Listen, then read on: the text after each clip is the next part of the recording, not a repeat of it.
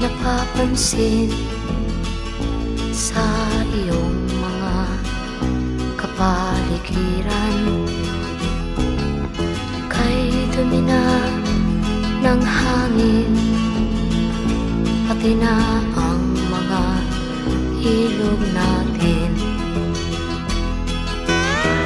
Hindi nga masamang pag-unlad at malayo-layo na rin ang ating narating. Ngunit masdan mo ang tubig sa dagat, dati kulay asul, ngayon'y naging itim.